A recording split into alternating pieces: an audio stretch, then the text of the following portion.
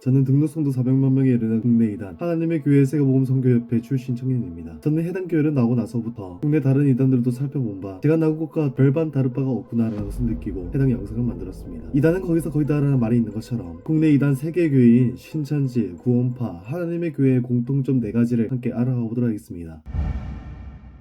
이들은 인터넷 자료들과 탈퇴자들의 후기, 이단 상담소의 조언, 심지어 사랑하는 가족의 반대조차도 사탄의 미혹이라 하며 자신들의 교리와 교회의 약점을 드러내는 사람들을 사단의 역사라고 몰아갑니다. 왜냐하면 이 이단들의 교리와 실체를 드러내는 외부의 자료들을 접하게 되면 그들의 체계가 서서히 무너지기 때문입니다. 특히 인터넷에서 드러나는 실체들을 해방 자료, 조작된 자료, 심지어 영적 선악과라고 세뇌시키며 내부 자료와 내부에서 가르치는 교리들만이 진리라고 교육을 합니다. 그런데 그거 아십니까? 참 기별은 거짓 기별과 달리 숨겨도 빛이 납니다. 칠흑 같은 어둠 속에서도 한 줄기의 빛이 새어나오듯이 말입니다. 두 번째로는 체계적인 교리 교육 시스템입니다. 하나님의 교회의 구원파, 신천지 교회들은 교리 교육에 매우 적극적입니다. 이 부분은 오히려 우리 정통 기성 교회들이 보고 배워야 하는 부분인데, 왜냐하면 정통 교회들은 입교할 때에만 간략한 교리 교육을 거치고 그 이후에 교리 교육 없이 목사님 말씀 잘 듣고 예배만 잘 나오고 또 예배 끝나면 봉사 열심히 하면 된다라는 정도로만 말하는 경우가 많기 때문입니다. 하지만 이런 식의 성도 양육은 마치 성인이 된 사람에게 계속 이유식만 먹이는 것과 같습니다. 이에 반해 이단들은 나름 성경의 증거를 기반으로 한 교리 교육을 철저하게 합니다. 다만 자세히 바라보게 되면 그들은 마태복음 24장의 거짓 그리스도들과 거짓 선자의 미혹에 넘어간 안타까운 사람들이기에 어쩌면 우리 기성교회들도 이들을 위해서라도 대대적이고 체계적인 교리 공부를 통한 말씀 양육이 이루어져야 하지 않나 싶습니다. 왜냐하면 교회는 단순히 주말에 시간 남는 사람들의 친목 도모의 모임 장소가 아니기 때문입니다. 하나님의 말씀이 살아 숨쉬는 장소이기 때문입니다.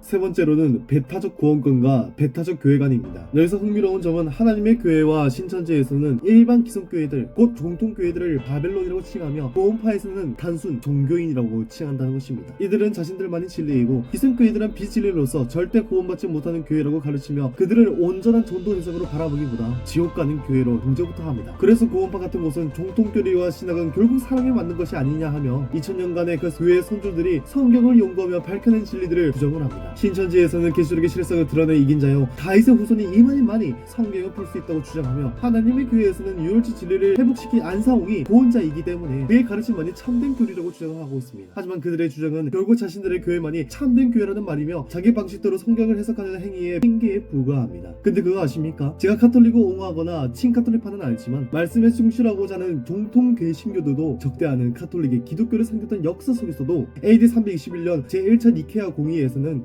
아리우스 논쟁, 곧 예수의 신성 논쟁을 통하여서 예수님은 하나님과 같은 본질임을 드러냈고, AD 381년 콘스탄티노플 공의회에서는 니케아 신조를 확정하여 오늘날 교회들이 믿고 있는 삼위일체 교리를 정리하였으며, AD 451년 칼게돈 공의회에서는 그리스도의 두 본성 논쟁을 통하여서 예수님은 반은 인간이고 반은 신적인 존재가 아니라 완전한 인간이자 완전한 하나님이심을 드러낸 역사가 있습니다. 이단들에게 여쭙고 싶습니다. 2000년간의 그 신학 속에서도 하나님의 역사가 정말 살아 숨쉬지 않았습니까? 비록 참된 진리를 온전히 영접하지 못한 사람들 가운데서도 단 한 번의 자비의 역사가 없었습니까?